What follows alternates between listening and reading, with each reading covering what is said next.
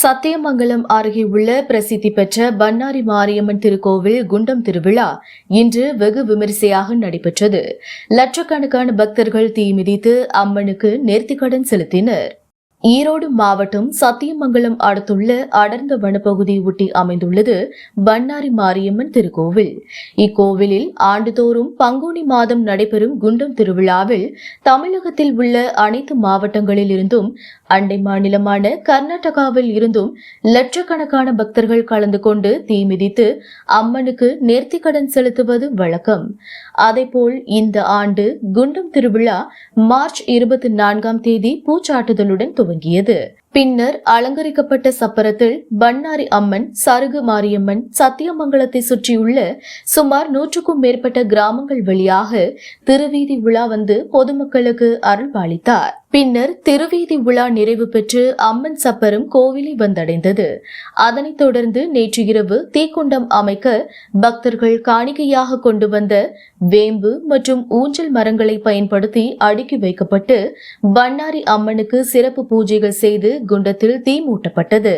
பின்னர் அதிகாலை 3 மணி அளவில் மங்கள வாத்தியங்களுடன் தெப்பக்குளத்திற்கு சென்று அம்மன் அழைப்பு நிகழ்ச்சி நடைபெற்றது. அதன் பின்னர் அதிகாலை 3:57 மணியளவில் குண்டத்தை சுற்றி கற்பூரங்கள் ஏற்றி சிறப்பு பூஜைகள் செய்யப்பட்டு தலைமை பூசாரி ராஜசேகர் குண்டம் இறங்கினார்.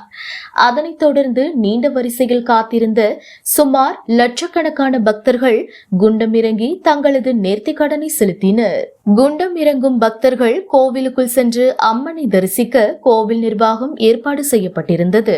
அதேபோல் குண்டம் இறங்காமல் பண்ணாரி அம்மனை தரிசிக்க வரும் பக்தர்களுக்கு கடந்த ஆண்டு போல சிறப்பு வழிபாடு ஏற்பாடு செய்யப்பட்டிருந்தது.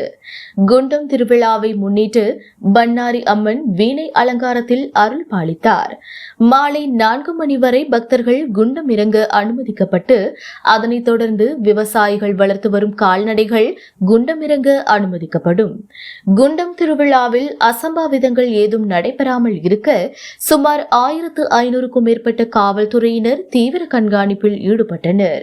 குண்டம் இறங்கும் பொழுது எதிர்பாராத விதமாக தவறி விழுந்து தீக்காயம் ஏற்படும் பக்தர்களுக்கு முதலுதவி அளிக்க மருத்துவர்கள், செவிலியர்கள் தீவிர பணியில் ஈடுபட்டுள்ளனர்.